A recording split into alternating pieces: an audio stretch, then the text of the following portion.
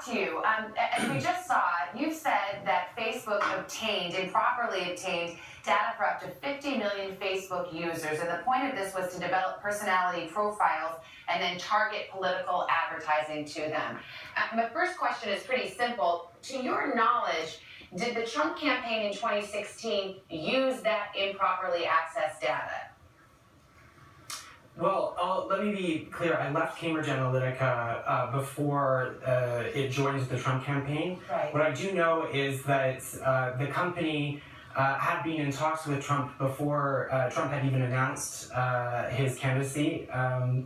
But you'll have to ask Cambridge Analytica directly if they were using this misappropriated data for Donald Trump. But what I do know is that this was the foundation of Cambridge Analytica. Cambridge Analytica was founded on misappropriated data of at least 50 million Facebook users. And I want to bring attention to that so that people understand that their data is being used improperly by this company that has also been in talks with Russian oil companies that was using a psychologist who was going back and forth between London and Russia, who was also working on projects that were funded by Russian funds in Russia on profiling people and their personalities.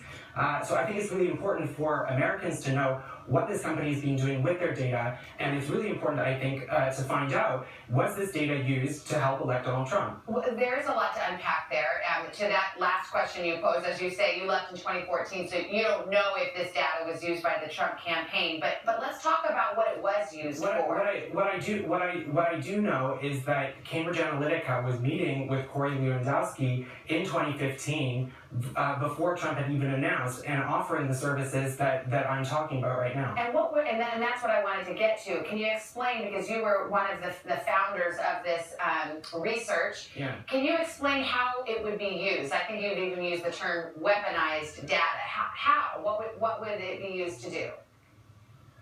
Yeah, I think what's really important for people to understand is that Cambridge Analytica was birthed out of a company called STL Group, which is a military contractor based in London.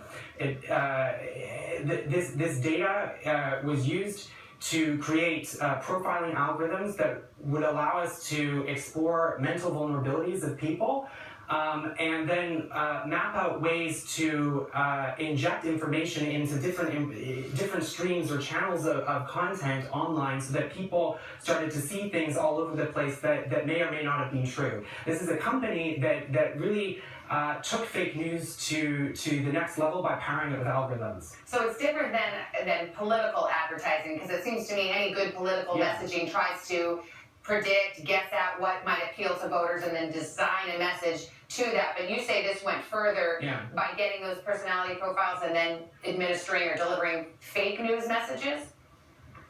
Yeah, you have to understand that this is based on an idea called informational dominance, which is the idea that if you can capture every channel of information around a person and then inject content around them, you can change the perception of what's actually happening. So the fundamental difference between what Cambridge Analytica has done and standard political messaging is that when I show you an ad for a candidate, it says, hi, I'm so-and-so and I approve this message. It is apparent that they are seeing political messaging. It is apparent that they're trying to be convinced. But what Cambridge Analytica does is works on creating a web of disinformation online so that people start going down the rabbit hole of clicking on blogs, websites, etc., that make them think that certain things are happening that may not be. And then you mentioned, because Cambridge Analytica, your former employer, says you were a former contractor involved in a, quote, patently malicious attempt to hurt the company. They say they have a restraining action against you. Your response to that, and also what are your politics? That's not true. Do you have a political? I don't have a restraining action against me. That's not true. Do you have a